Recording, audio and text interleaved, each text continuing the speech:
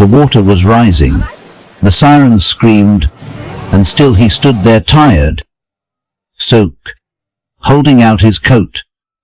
No one could explain why the dog ran toward the wave until they found the girl curled beneath it,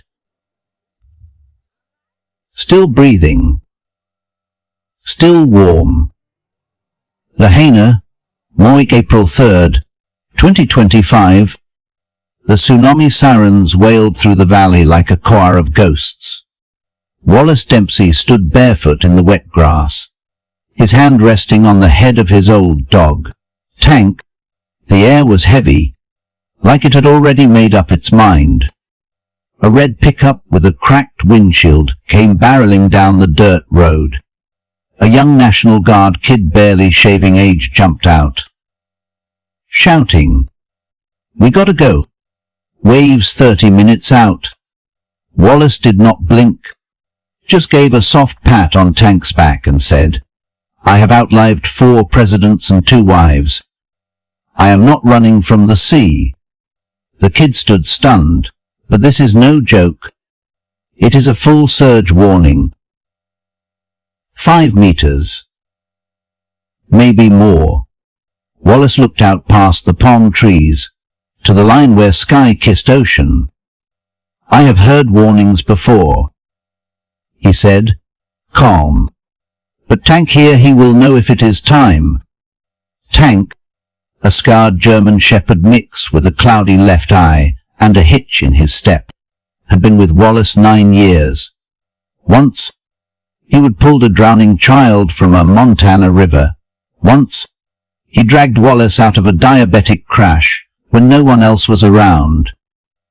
He sat at Wallace's side, ears up, tail quiet, watching.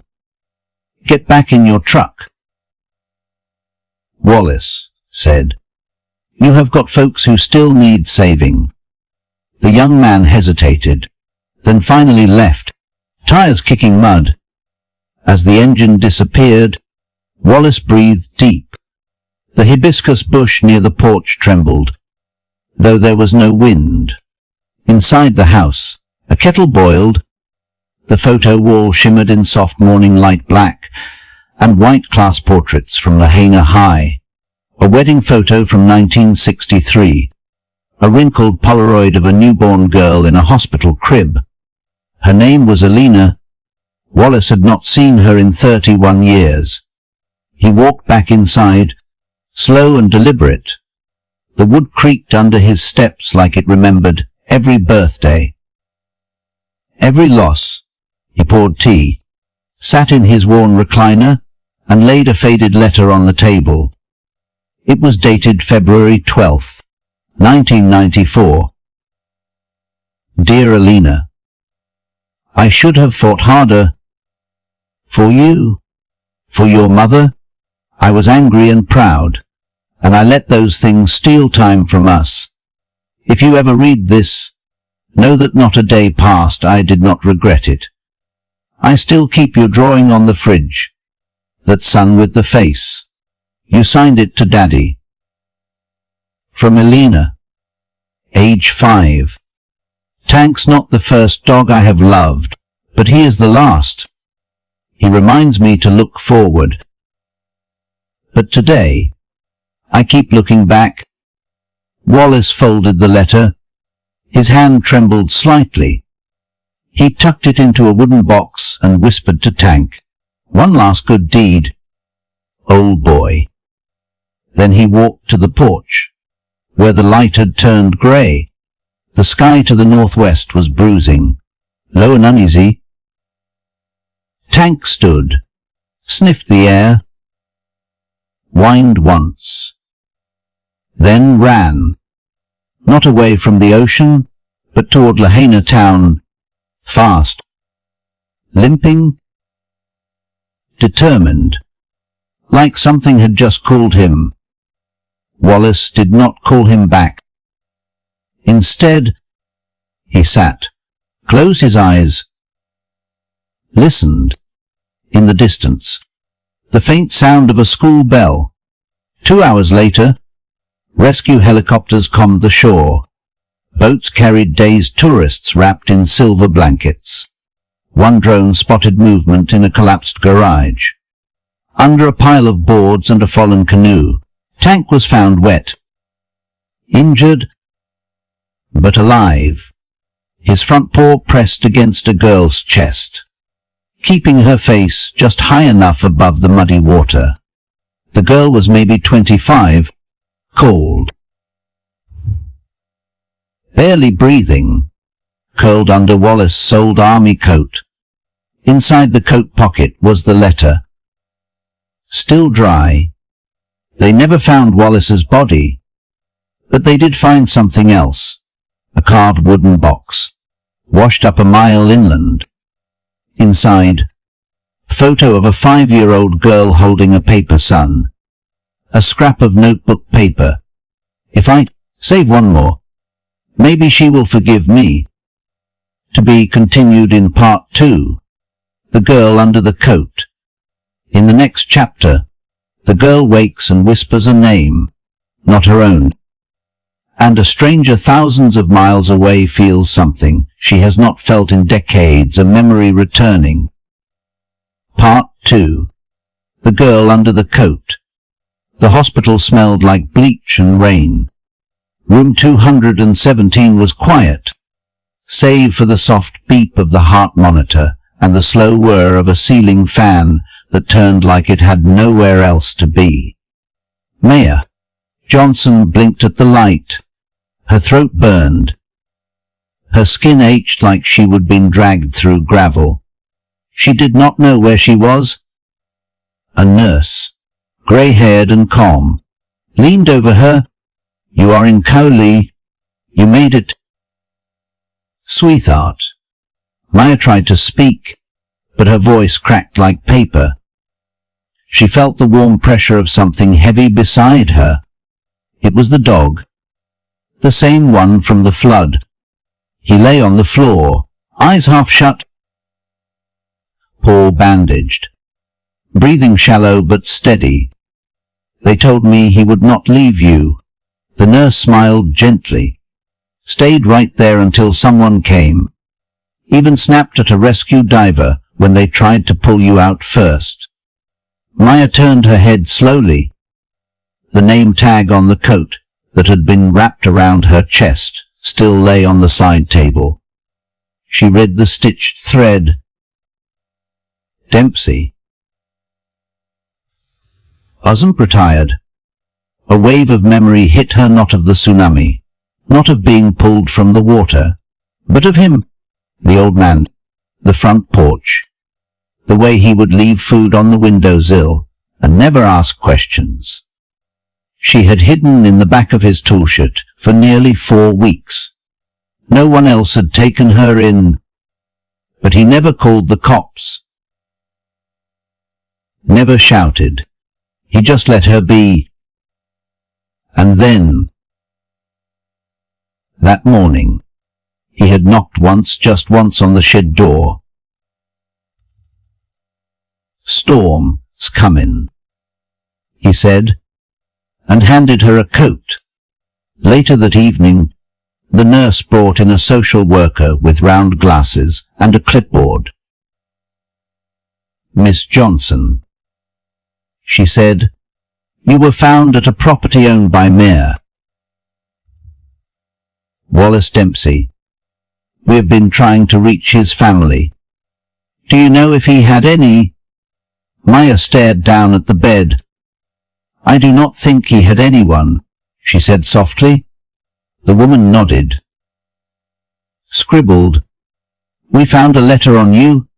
It was dry miraculously. Do you know what it means?" Maya hesitated. She had not read it, not properly. But she remembered the name. "Elena," she said. The social worker looked up. "You know her?" Maya paused. "But I think he wanted her to know something. Maybe now's the time to get it to her." The next day, Maya sat with the letter in her lap. Her hands were still shaking. Tank lay on a blanket beside her, hooked up to fluids. His ears perked up every time a door opened. She unfolded the letter. Dear Alina, I should have fought harder. For you. For your mother. I was angry and proud, and I let those things steal time from us. She read every word. Slowly. The words hit like ocean swells. Some soft. Some sharp. When she reached the last line, if I can save one more. Maybe she will forgive me. Her throat closed. She looked at Tank. His cloudy eye met hers. I think he did it. She whispered. I think you saved that one more. 3 days later, Maya was discharged from the hospital. The storm had passed. FEMA tents dotted the baseball field. Volunteers handed out food and blankets. She found Wallace's property half flattened. The front porch was gone. The roof caved in, but the photo wall had survived. Framed behind cracked glass were dozens of students' faces. Class years: 1985, 1990, 1993. One in the middle, not labeled, stood out. A little girl with long dark hair and a crooked smile, holding a paper sun. On the back, to Daddy. Love. Alina. Age 5. Maya carried the photo and the letter to the local library, where she asked the clerk about old school records. The woman, in her 60s, with gentle eyes, raised an eyebrow. Alina Dempsey, you are digging into old ghosts. You knew of her, the woman said. Wallace talked about her once in a while. Said she left with her mom when she was 6. Never came back. Not once. Where did they go? San Diego. I think. She leaned back. You might try there. Church groups. Old teacher boards. Something. Maya looked at the address on the letter, never mailed. Just folded carefully. San Diego, a suburb called El Cajon. It was a long way from Lahaina. Tank could not walk far. But he stood up when Maya packed the last of Wallace's things into a borrowed duffel. The shelter volunteers told her she had no obligation to take the dog. She just looked at them, her voice steady. He found me when no one else did. The next morning, she booked 2 seats on a ferry to Oahu, then a flight to Lax. One for a retired rescue dog with a cloudy eye and a scar down his hip. Tank looked out the window the whole ride, like he was following a scent only he could smell. San Diego 5 days after the tsunami. The neighborhood was quiet. Rows of palms, tan stucco houses, and faded flags drooping in the breeze. Maya knocked on the screen door of a beige house on Viento Lane. A chime rang inside. Footsteps. Slow and uncertain. A woman opened the door. Older than Maya had expected. Maybe late 40s. Early 50s. Long black hair tied back. Eyes tired. Guarded? Yes. Are you Alina Dempsey? The woman did not speak at first. Depends who is asking. Maya held up the letter, the photo, and said, I think your father saved my life. They sat on the porch. Tank lay at their feet. Alina held the photo in both hands, her thumb brushing the frame as if trying to bring the past into focus. She had not seen her father in over 30 years. He used to build birdhouses, she said softly, painted them red, said cardinals bring messages. I think he was trying to send one, Maya replied. They sat in silence, just the wind, and the sound of Tank snoring lightly beside them. Finally, Alina said, I never hated him. I just did not know how to go back. Maya nodded. He never stopped waiting. Coming next in part 3, The Letter That Never Left the Island. In the next chapter, Alina reads the full letter out loud for the first time, and someone watching from a distance recognizes the dog. Before we begin part 3, take a moment to subscribe, like the video, and share your thoughts about the two stories. It may seem like a small gesture, but it truly helps keep these timeless tales alive and reminds us that we are not alone in finding beauty in life's simple moments. This story still has a long way to go, so if you do not have time to watch it all now, do not forget to save it and come back whenever you are ready. Part 3. The Letter That Never Left the Island. Alina sat with her legs folded under her, the letter trembling slightly in her hands. The afternoon sun stretched long shadows across the porch, painting soft amber streaks over Tank's resting body. He snored gently, an old engine still running, because it had not yet been told to stop. Maya sat beside her, quiet. I have not read his handwriting since I was a child. Alina said. Her voice was raw, like it had been waiting too long to speak. She unfolded the letter slowly. Read aloud, line by line. Dear Alina, I should have fought harder. For you, for your mother, I was angry and proud, and I let those things steal time from us. If you ever read this, know that not a day passed I did not regret it. I still keep your drawing on the fridge, that sun with the face. You signed it to Daddy. From Alina, age 5. Tank's not the first dog I have loved, but he is the last.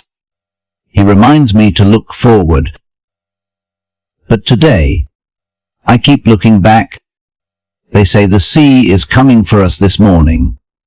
They say it like it is final, like death does not have an ear for memory. But if this is my last day, I want you to know. Alina paused. Her hand brushed at her cheek, though no tears had yet fallen. I taught history for 30 years, but I never told anyone that the only history I wanted to rewrite was ours. Maya looked away, her own throat tight. If I can save one more, maybe she will forgive me. Maybe you will. Love always, Dad. The last word was scribbled, shaky, maybe written as the ground began to tremble, or as Tank stood, sensing the pull of the tide.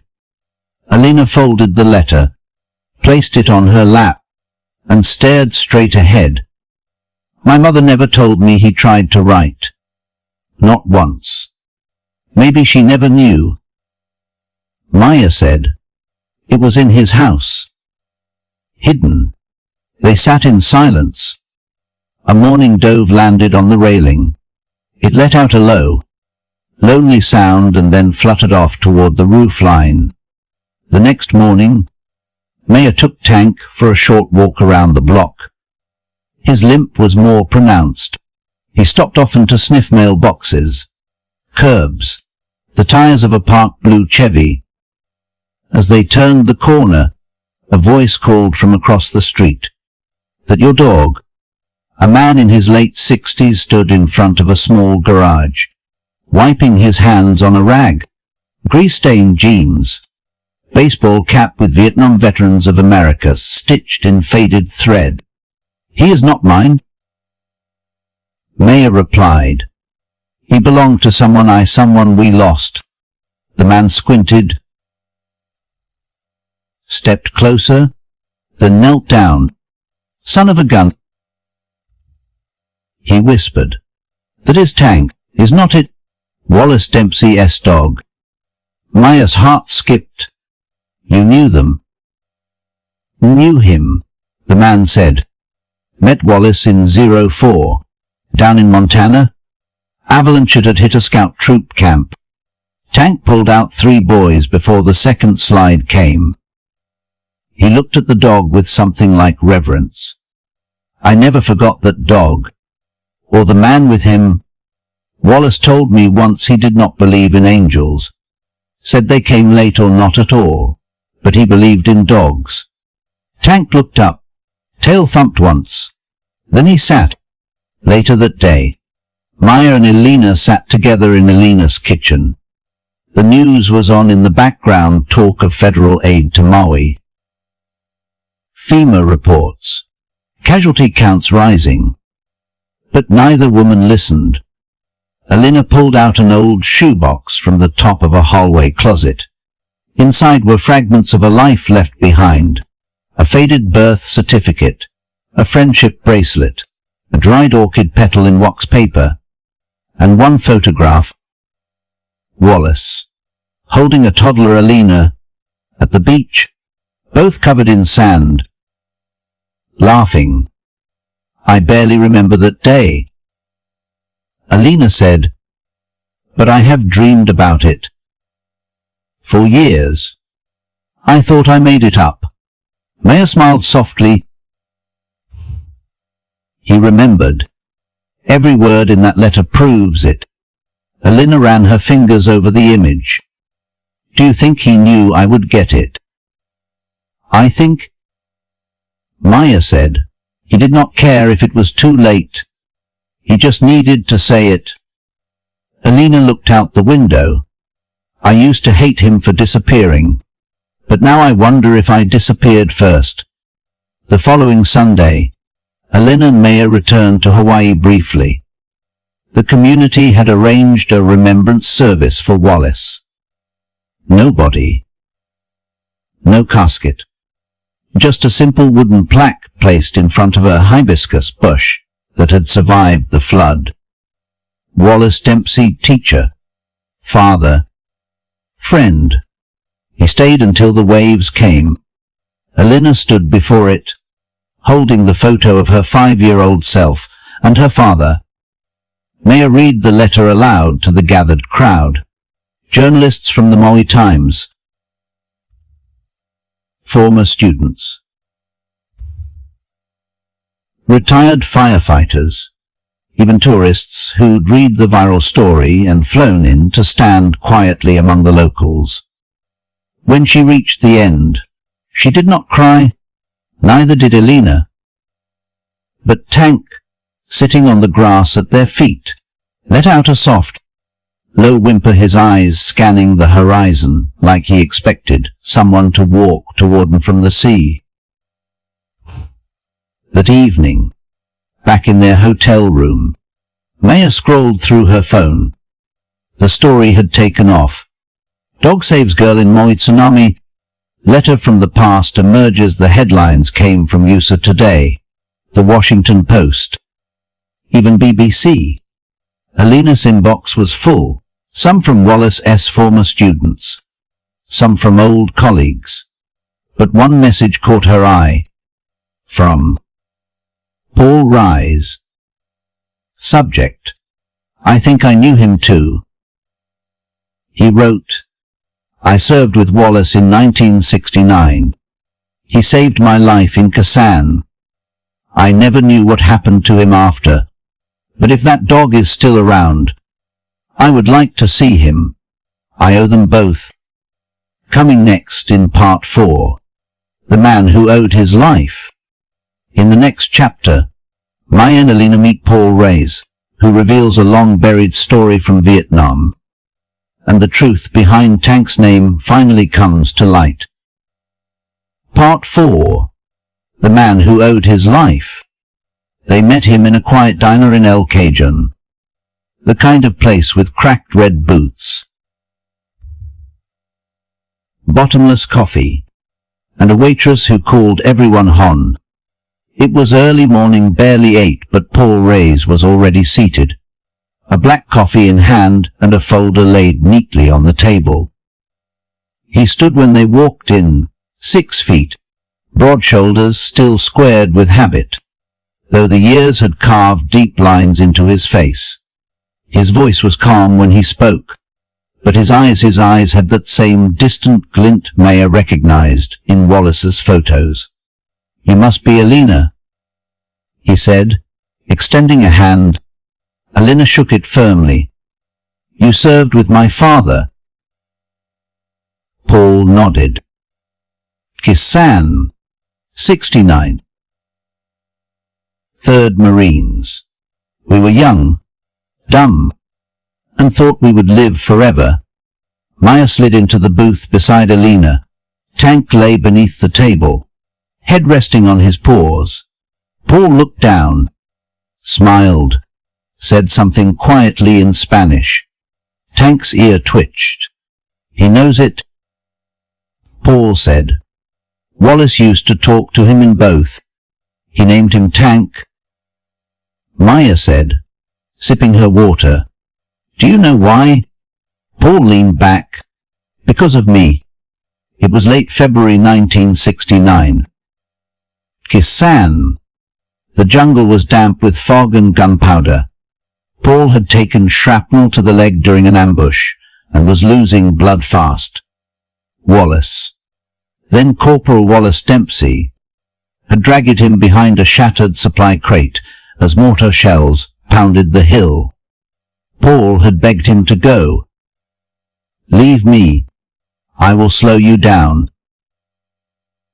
But Wallace, with that stubborn Tennessee drawl, just said, no tank ever left its crew behind."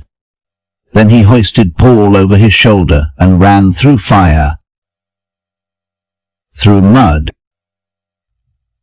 through hell. They called Wallace Tank after that. He hated the name. Paul chuckled, but he earned it. Said if he ever had a dog, that'd be his name. One that never left you behind. Maya's throat caught. Tank shifted under the table, pressing gently against her foot like he understood. Paul opened the folder. Inside were photos. Old ones. Wallace in uniform, younger and leaner, grinning beside a campfire. A group of Marines holding cigars and cheap beer. One photo showed Wallace holding a baby. "That is Alina," Paul said gently. "He carried that picture all through the war. Told us every night she is the reason I make it home." Alina stared, speechless. "I never knew," she whispered. Paul nodded. "He wrote you letters, all the time. Sent most. Some came back unopened." She swallowed hard. "My mother told me he stopped trying. Maybe she believed it." Paul said, "But I was there. I saw what was in his heart." After breakfast, they walked Paul to his car. He opened the trunk, pulled out a small cedar box, and handed it to Alina. "He gave me this in 1982. He said, if I am ever gone, and you find my girl, give her this. I never thought I would use it." Alina opened the box slowly. Inside was a bundle of children's drawings, carefully preserved, a bracelet made of colored string, a tiny music box in the shape of a red birdhouse. Maya turned the crank. It played "You Are My Sunshine," faint, off-key, but unmistakable. Alina did not cry. She just closed the box and whispered, "He remembered everything."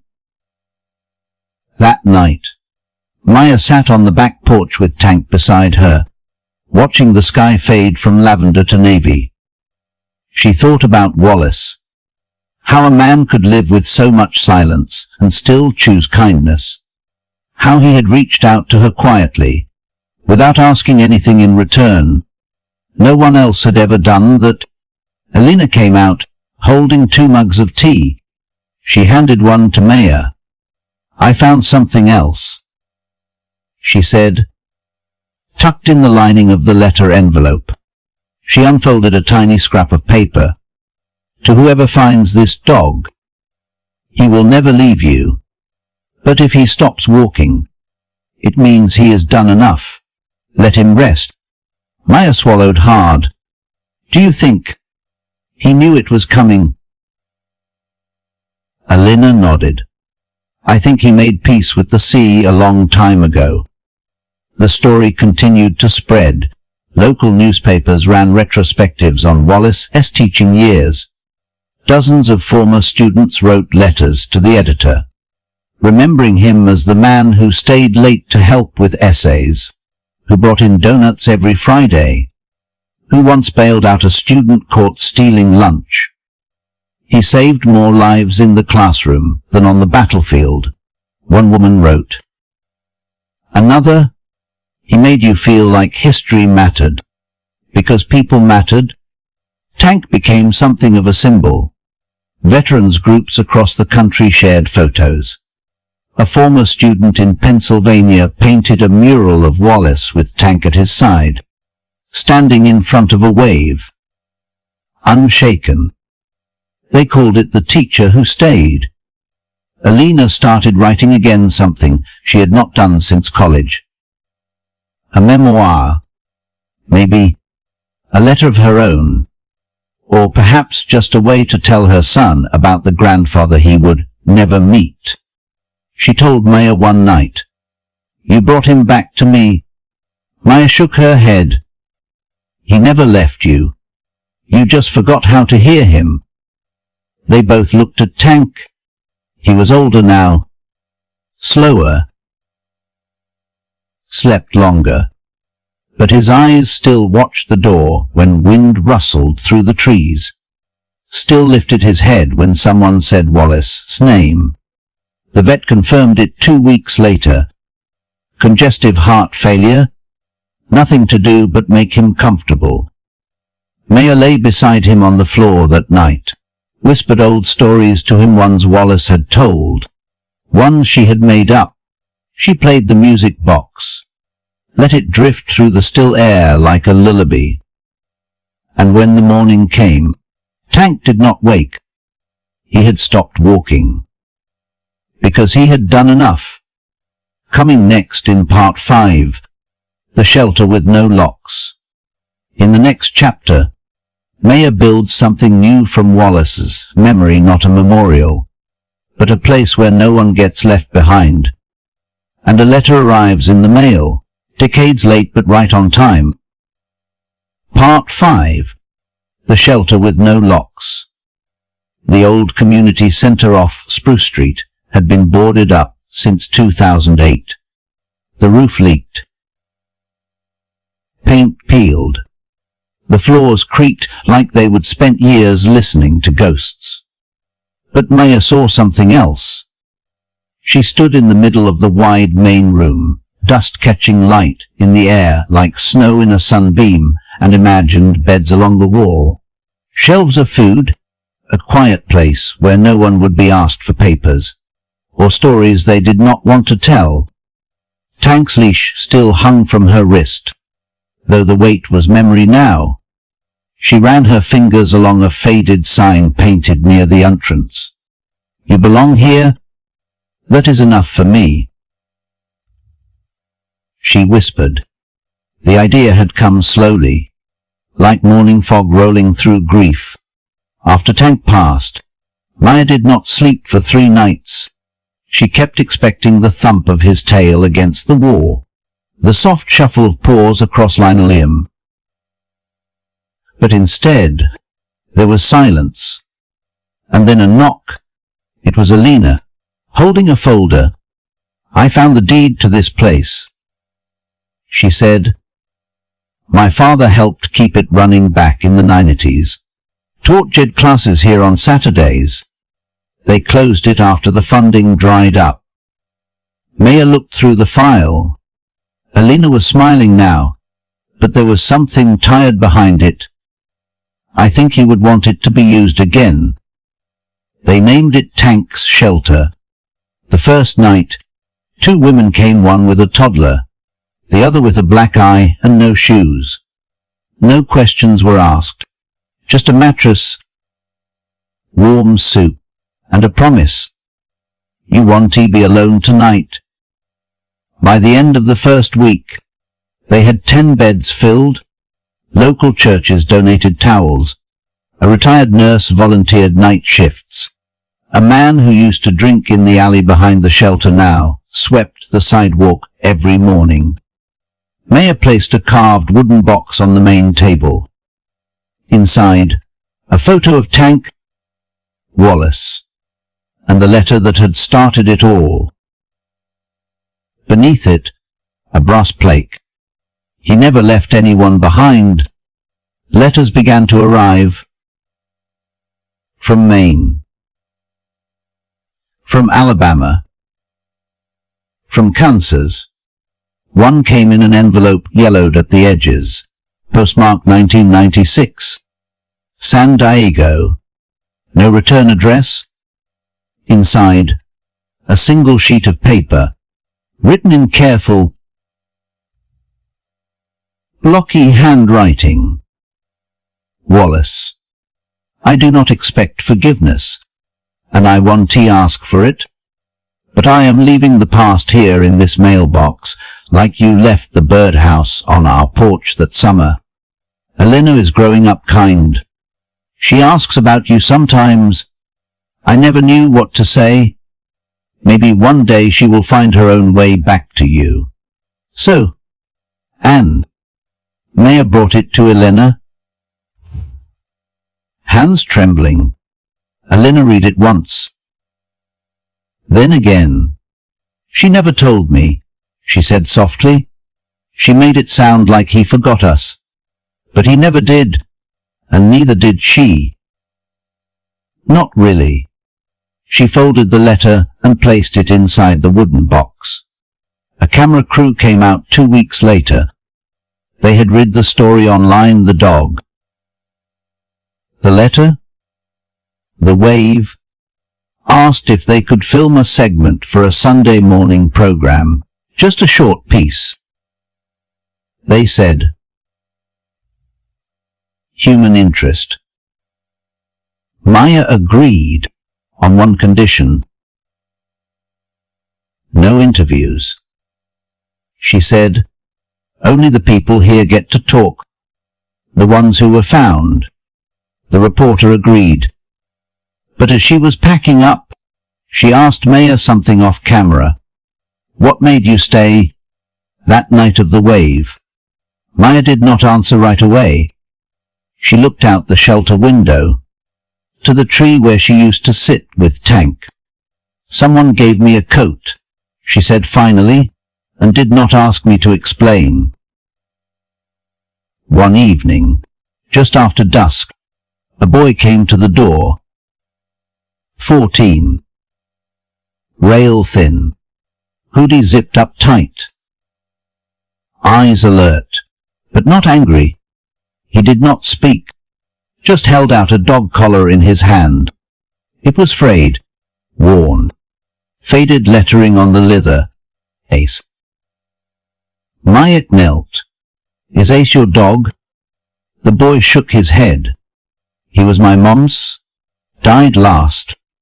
She said if anything ever happened to her, I should come here. Maya's voice caught. She told you about this place.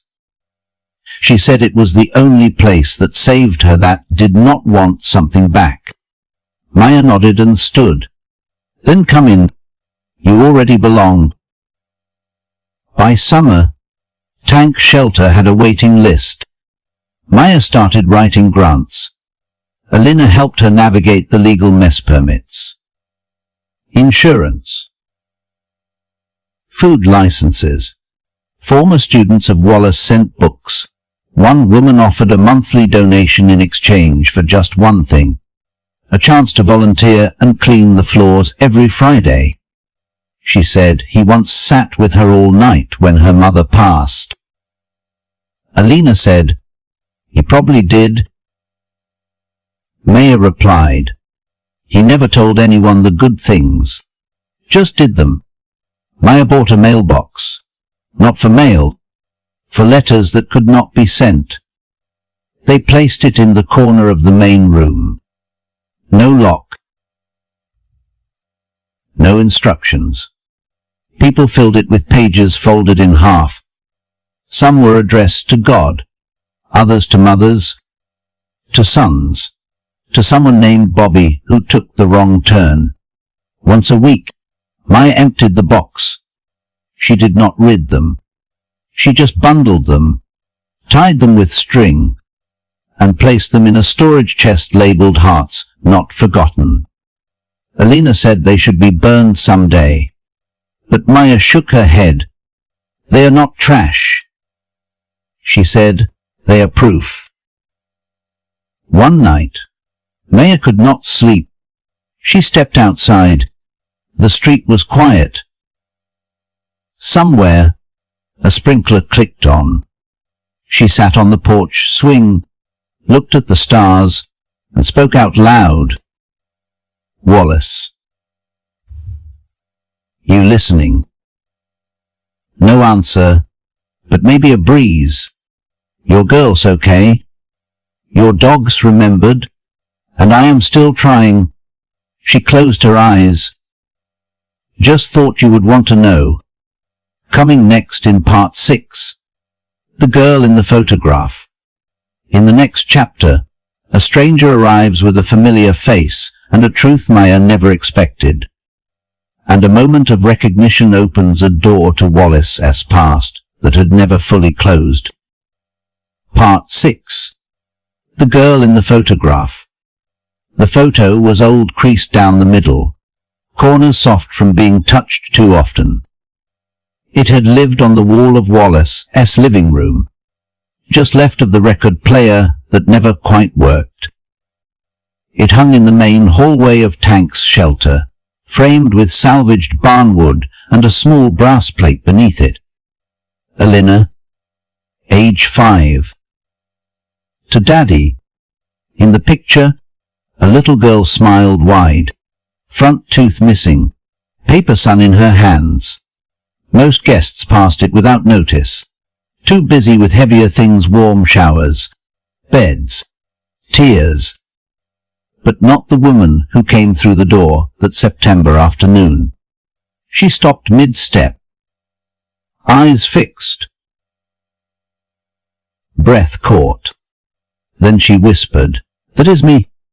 Maya was organizing canned goods in the back room when Ruth, the evening volunteer, came knocking.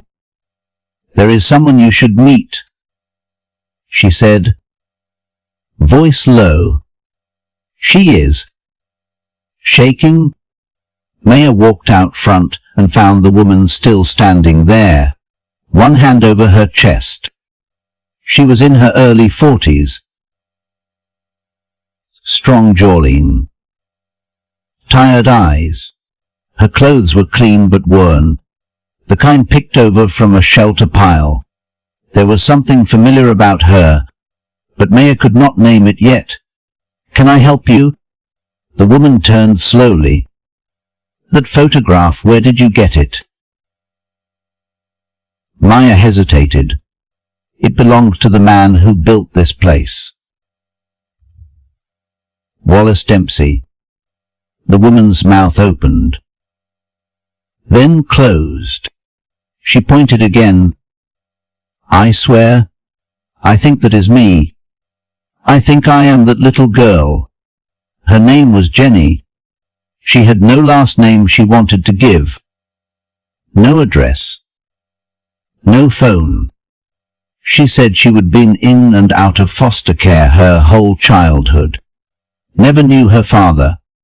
Only had one photo from her early years, a single Polaroid that got lost when she was 15.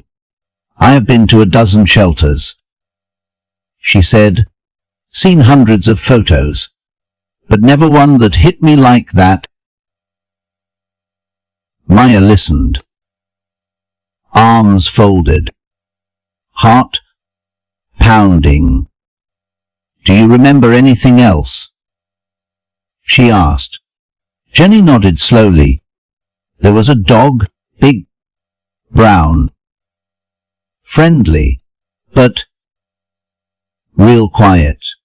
A man, tall, smelled like sawdust and tea.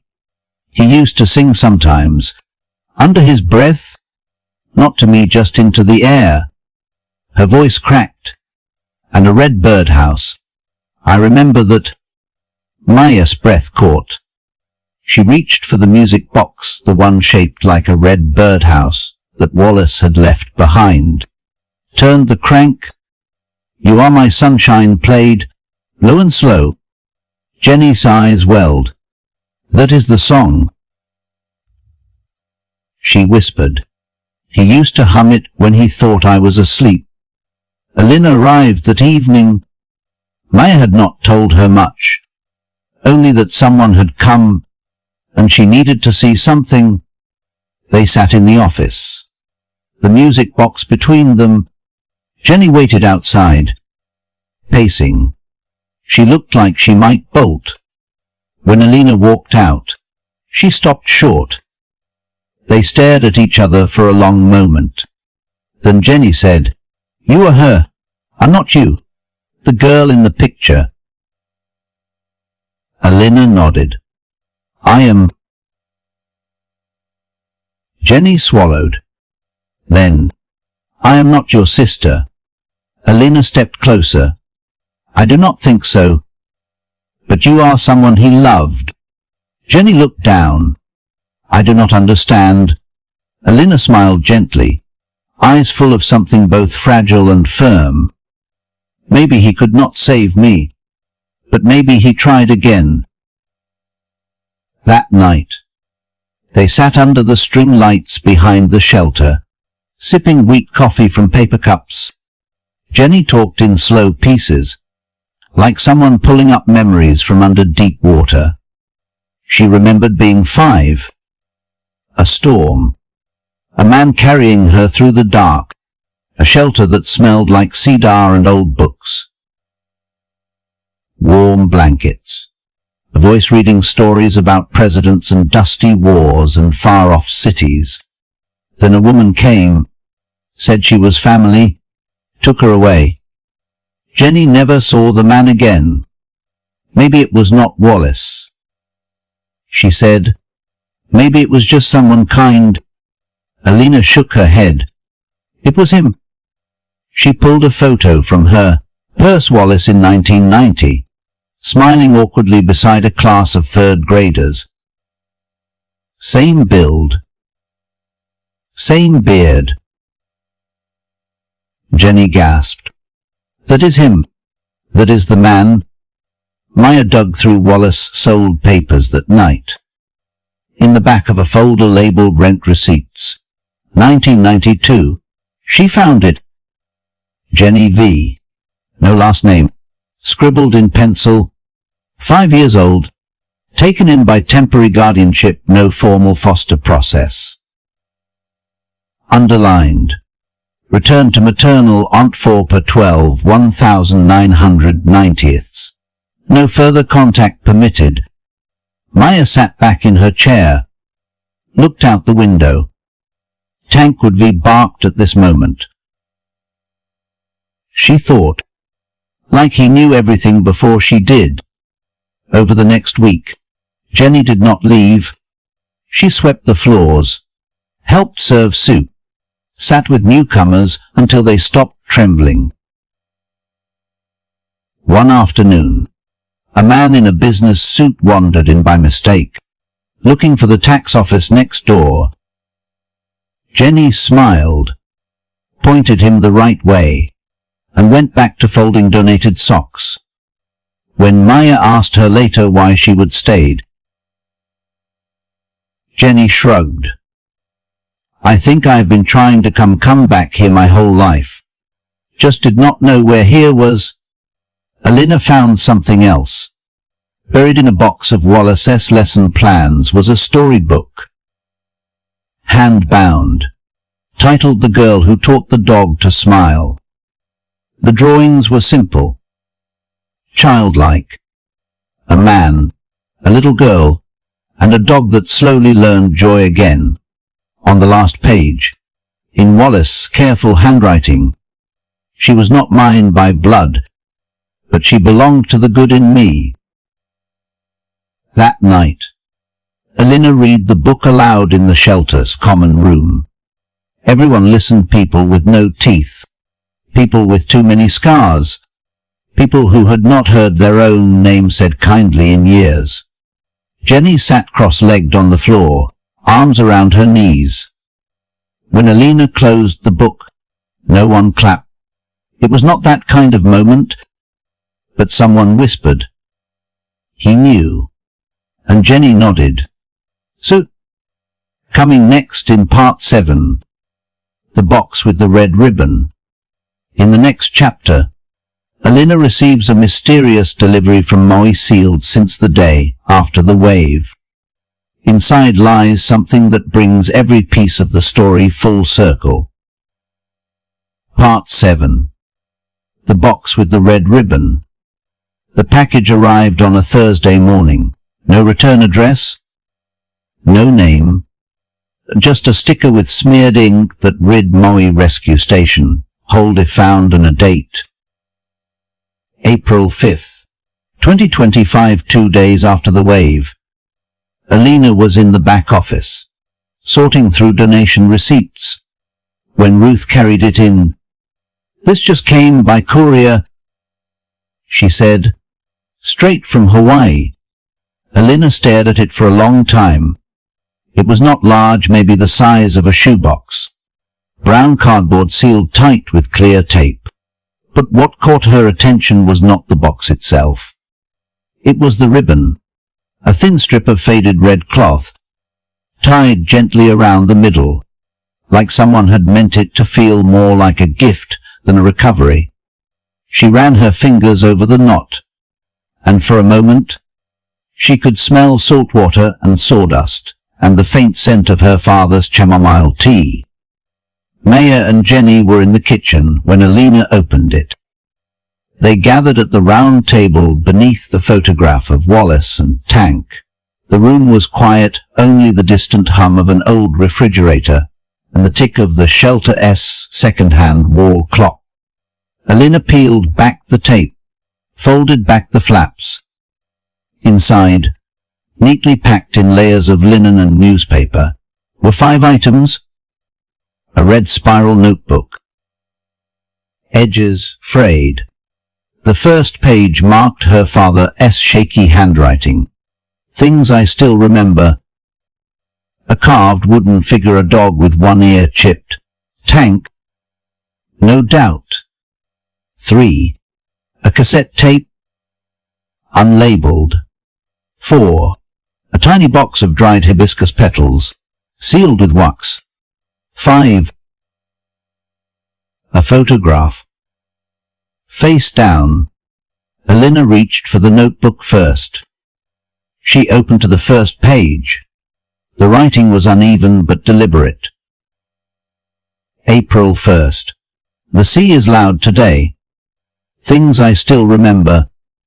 Elena's laugh when she lost her first tooth. The way Anne curled her hair before church. My father's hands, cracked from working lumber. How Tank used to nudge my knee when he wanted me to stand. The moment I knew Maya was hiding in the shed. Maya's eyes widened. He knew. Elena nodded. He always knew? They spent an hour reading the entries aloud, passing the notebook gently between them. Each page held fragments, memory snapshots, like folded origami.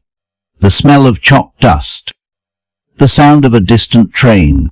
The first time he saw Jenny laugh as a child. I do not know what heaven is, he wrote near the end. But if it is real, I hope they let dogs in. And students. And people who messed up but tried again. Maya could not speak for several minutes after that. The carved wooden figure sat heavy in the hand. On the base, someone had etched a date, 2017, the year of Tank's final rescue in Montana. Jenny held it for a long while before setting it on the mantel beside the letterbox. I think he carved it himself, she whispered. The chip looks like it happened during the tsunami. Elena traced the edges with her fingers. He brought Tank into every chapter of his life. She said, even the end. The cassette was the biggest mystery. They borrowed an old tape player from the church down the street, one used for youth choir rehearsals. The pastor handed over without asking why. Only smiling. Back at the shelter, they clicked play and sat in silence. The tape hissed. Then a voice, distant but unmistakable. Wallace. Testing? Okay. This thing still works. Yeah. All right. If you are hearing this, you either went through my junk, or I finally stopped kicking. Either way, this is for Elena, and whoever else got caught in my mess. Elena's breath caught. Maya reached for her hand. I was never good with words in person, always easier with a chalkboard, or a letter, but I figured one last try. Elena, I do not know what your life turned into, but I have spent 30 years wishing I could be been part of it, and I hope that I did not ruin you with my silence. There was a pause. Some shuffling. Then laughter. Gentle. Almost embarrassed. Tank just barked at the toaster. Again. Guess some things never change. The tape played on for 10 minutes, Wallace speaking like a man, trying to sweep a whole life into a few pages. In the final seconds, his voice cracked. And if you are the one who got my coat that day, if you are still breathing, thank you for letting me do one last good thing. You were never invisible. Not to me. Then silence. Just a final soft click. Jenny wiped her eyes. I do not think I have ever had a father speak like that, she said. Maya whispered. Most people never do, living or dead. The last thing in the box was the photograph. Elena flipped it gently. 3 people, faded but clear. Wallace. Holding Jenny, maybe 5 years old. And Maya, crouched in the background, barely visible, half hidden in the corner of the frame, looking out from the edge of the porch. She gasped. That can be me. But it was. Even Jenny recognized it. I remember that day. She said, he made sandwiches. Let me put extra mustard. Said everyone deserved a day to be 10 again. No matter how old they were. Elena turned the photo over, scrawled on the back. The day I decided not to die alone. They framed the photo, hung it beside the first picture of Elena's childhood son. The 2 images told one story, beginning and end, grief and redemption. And between them, the hallway that led to the shelter's main room, where people found food and safety. And sometimes, if they were lucky, something like forgiveness. Weeks passed. A woman came in with 2 children and a dog missing a leg. Maya bent down, smiled, and said, You are all welcome here. One night, a young man asked if he could paint a mural on the outer wall. Elena helped him. They chose blues and oranges, waves and light. And one evening, Jenny played Wallace's tape aloud over a small speaker during dinner service. No one said a word. But afterward, someone left a note in the mailbox by the door.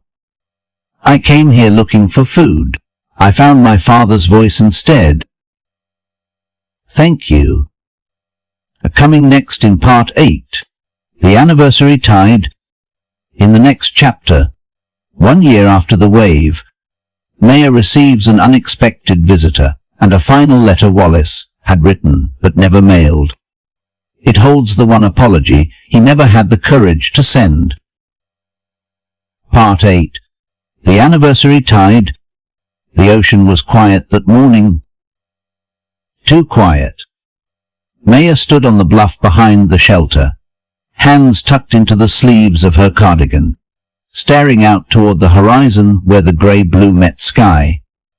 Below, gulls circled low over the rocks, their calls thin and sharp in the breeze. It had been exactly 1 year. 1 year since the sirens wailed, since Tank ran toward the wave, since Wallace refused to run. Inside, the shelter was quiet. Most residents were still asleep, but a few had risen early to place flowers at the foot of Wallace as photograph. Alina had ordered fresh hibiscus stems, hard to come by this time of year, but worth it. Jenny had made banana bread, said she felt like baking helped her breathe. At 9:06, the minute the first trimmer was recorded, the year before a delivery van pulled up, an old man stepped out, shoulders bent with time, a canvas bag tucked under his arm. He looked like someone who belonged in a photo album, not on a sidewalk. Checked shirt, suspenders, weather-beaten skin. He paused at the shelter entrance, as if gathering the courage to knock. Maya opened the door before he could. "Can I help you?" The man tipped his cap. "You are the one who runs this place." She nodded. "I was told to bring this to you," he said, holding out the bag. "Been keeping it in my garage for, well, longer than I would care to admit. Found it behind some lumber 2 weeks ago.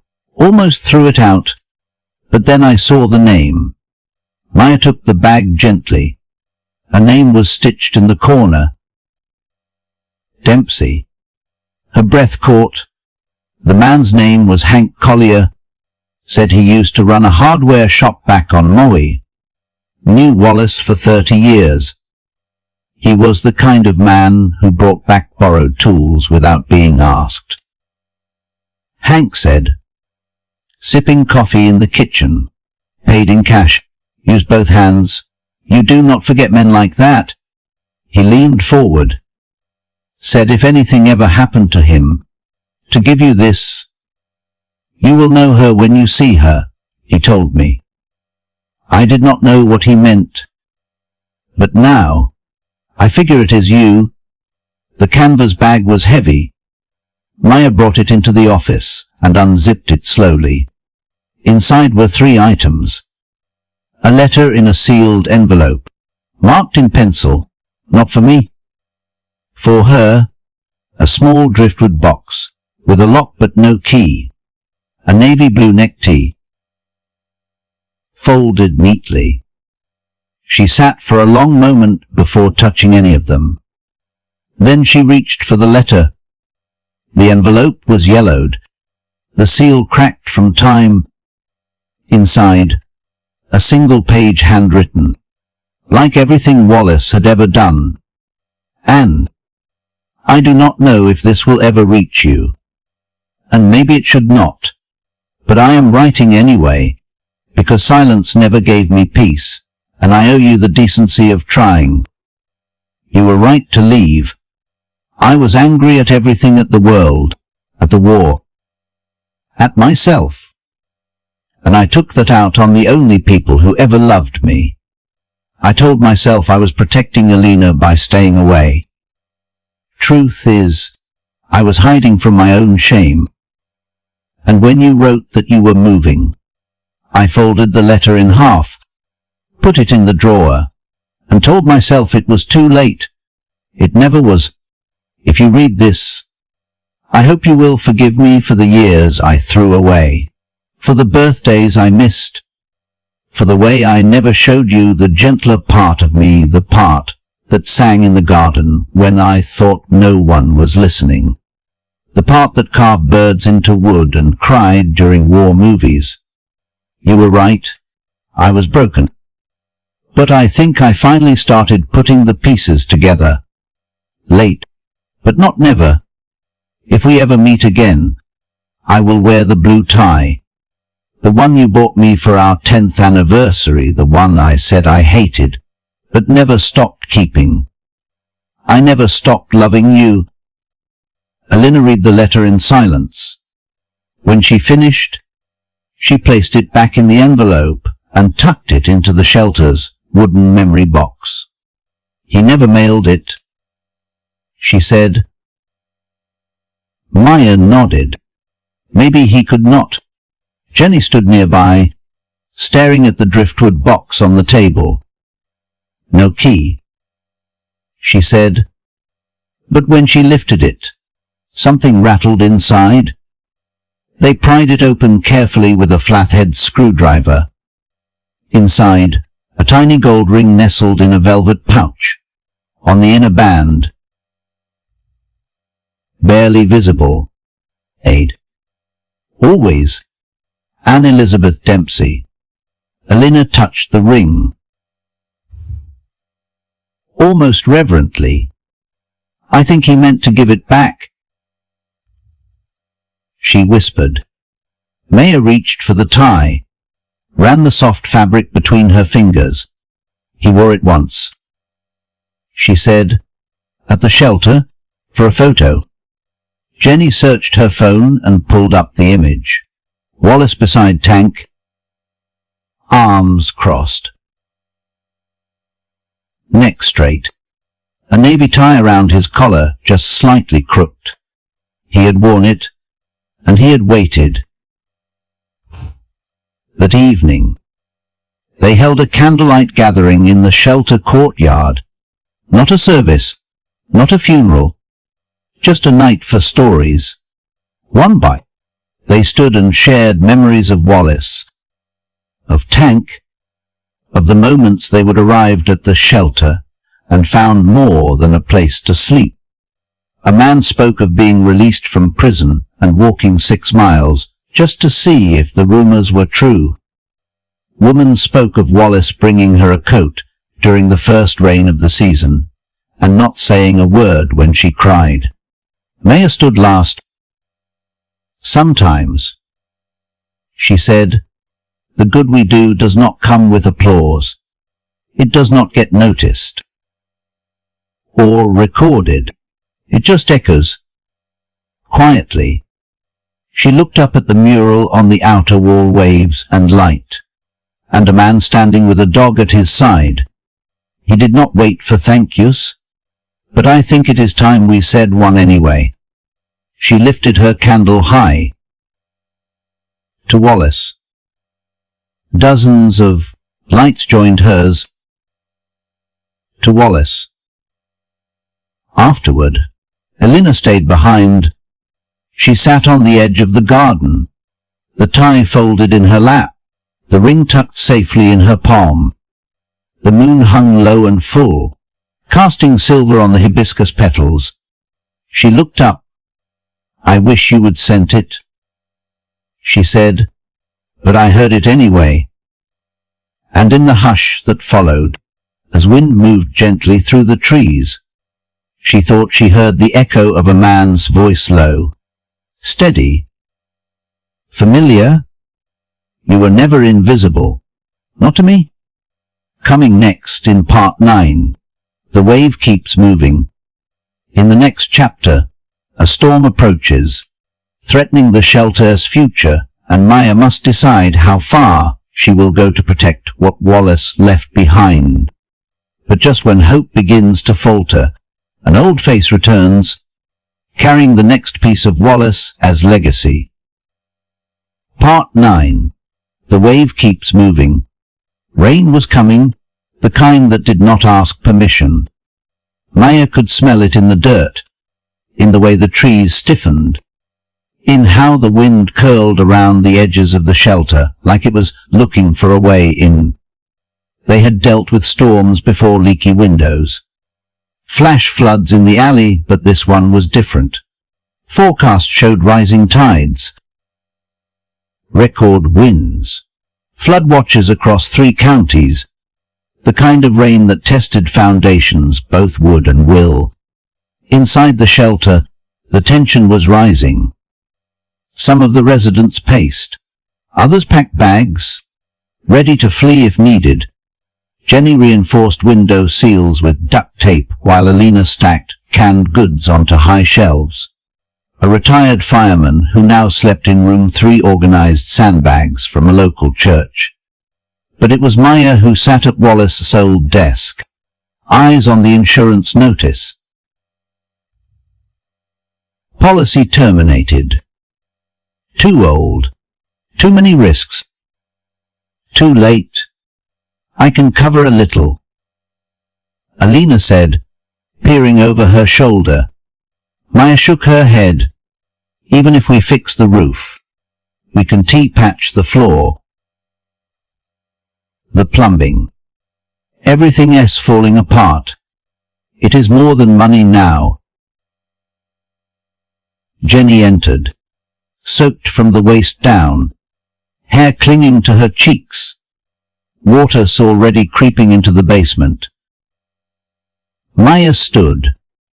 The walls seemed closer now, the ceiling lower. She thought of Wallace, how he must be felt, holding on to a house while everything around him shifted. I can lose this place, she said, quietly. Alina laid a hand on her shoulder. Then we want to. That night, the storm arrived like a memory returning. Wind howled through the palms, ripping at the siding. Water rushed down the hill, pooling fast along the back fence. Roof panels clattered. The power blinked, then returned like a slow breath. Residents gathered in the main room, mattresses lined wall to wall. Candles flickering in glass jars. No one slept. They shared stories to pass the night. Someone played guitar with missing strings. Someone else sang a lullaby in Spanish. Maya sat with her knees pulled to her chest, watching the door. Waiting, not for the rain to stop, but for the thing that always came after. Loss. Sometime after 3, there was a knock. Not thunder. Not wind. A knock. 3 times. Firm. Familiar? Alina opened the door. A man stood there, soaked, beard thick with grey, baseball cap dripping water. He looked like every road had passed through him, like he had been walking since last year. Name's Rise, he said. Paul Rise. Wallace sent me. They brought him inside, sat him by the heater. Maya brought soup, Jenny a blanket. Ray's waved it all off, eyes still scanning the room like a soldier. You are Maya? He asked. She nodded. He dug into his coat pocket and pulled out a sealed manila envelope. Wallace gave me this in '97. Told me to deliver it only if I ever found the place he called the second promise. Maya blinked. He never called it that to us.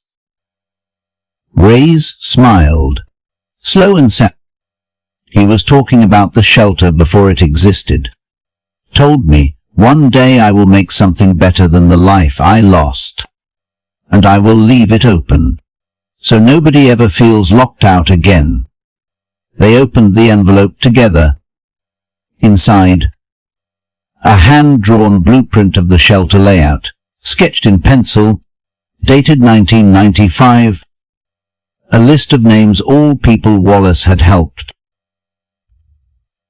Former students, co-workers, war buddies, people he had written to but never heard back from, and a check, dusty but valid, made out to the Second Promise Foundation for $15,000.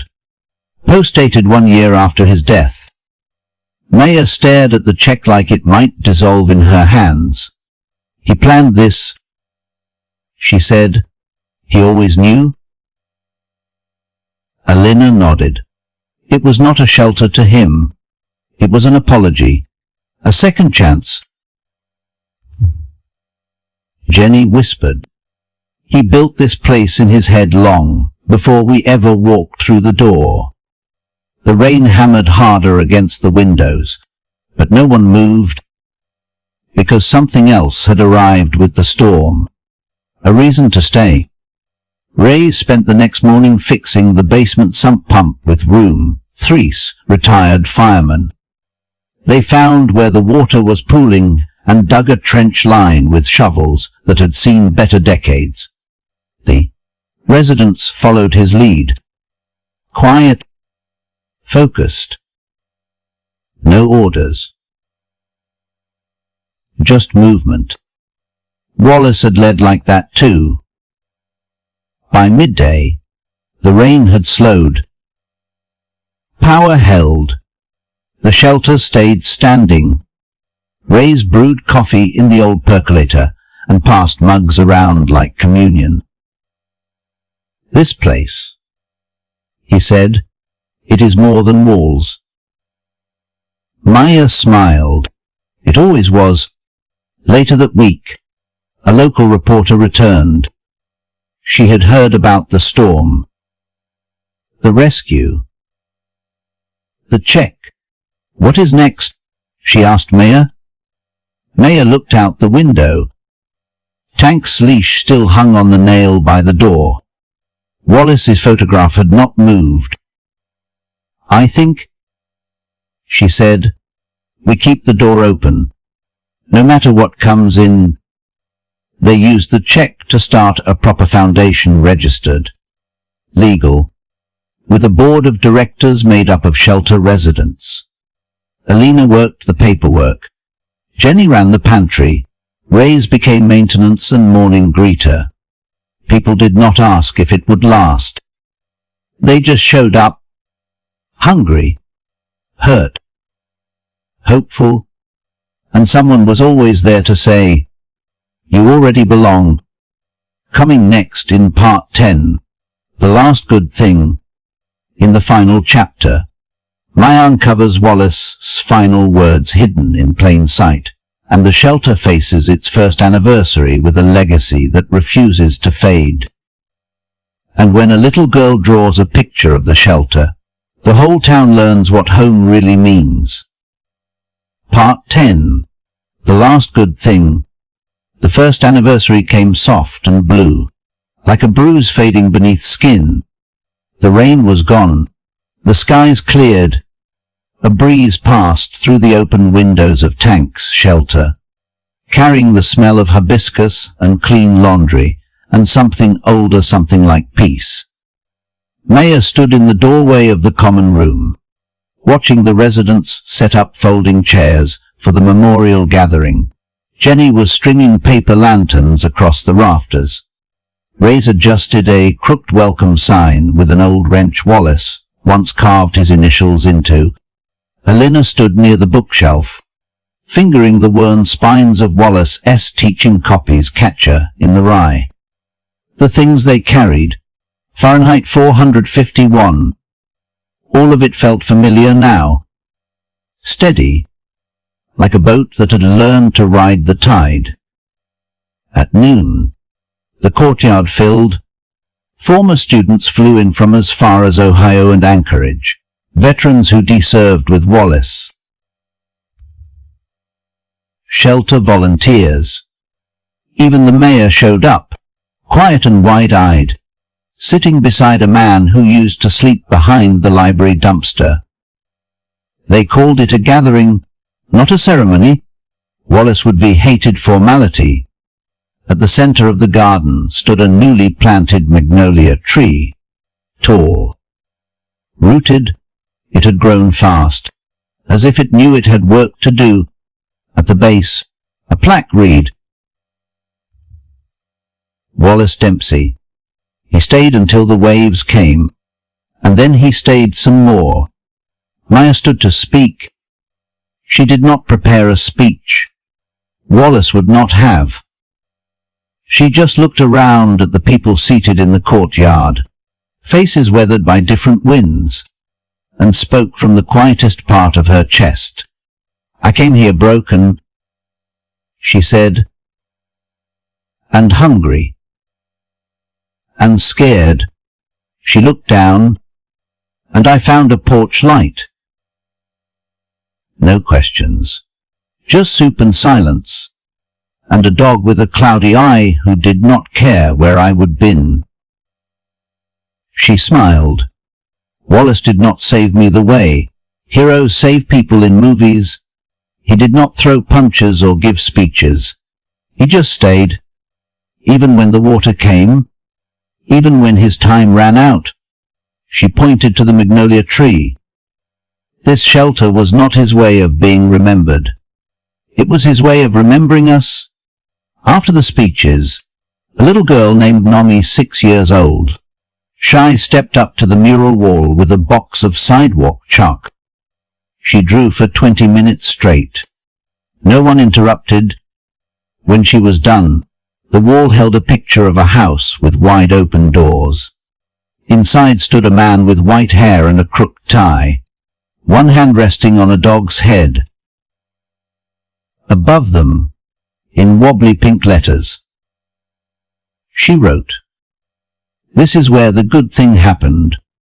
Later that evening, when the courtyard had emptied and the sun dropped behind the trees, Maya lingered in the office.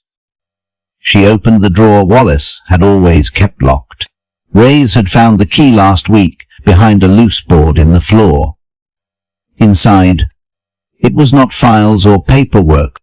It was a Bible, worn, soft at the edges. Maya opened it carefully. On the inside cover, Wallace had written in pencil, "Don T. Build a shelter to keep the world out. Build it so the broken can come in." Beneath that, a line in unfamiliar handwriting.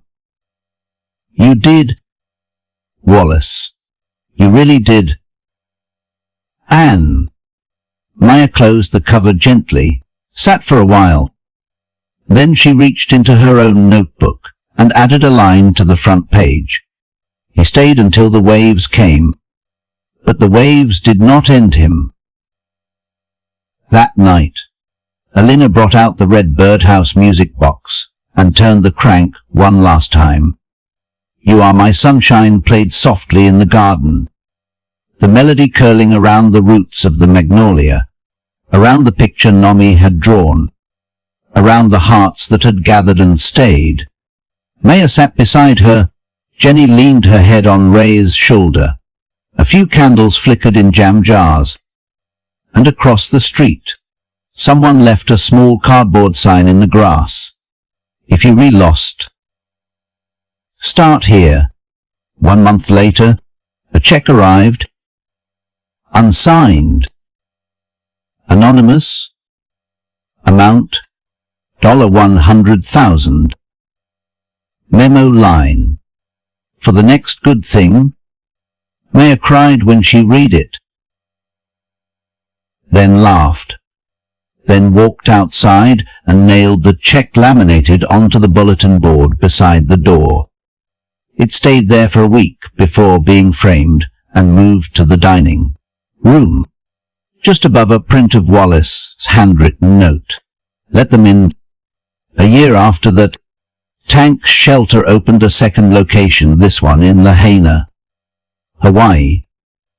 They built it on the foundation of Wallace's old home, after FEMA declared the land stable for reconstruction. Alina stood beside the mayor during the ribbon cutting. Jenny ran the first overnight shift. they did not replicate the building. They replicated the feeling. That was all that mattered. Maya never left. She kept the same room modest. Creaky floorboards. A window facing east. Every morning, she opened the shutters and whispered. Still here. She wrote sometimes, never about herself, always about others. Letters to people who needed to be told they were not forgotten. Once a month, she sat with Naomi under the magnolia tree and told the story again from the wave, to the dog, to the man who stayed. Naomi never asked questions, she just listened, and then drew. One day, she drew a picture of herself holding Wallace's hand. Maya asked. Naomi shrugged and said, because he found me too. They buried Tank's collar beneath the magnolia, a final resting place for the dog who knew where to go, even when no one asked. The brass tag read, Tank. He never left anyone behind.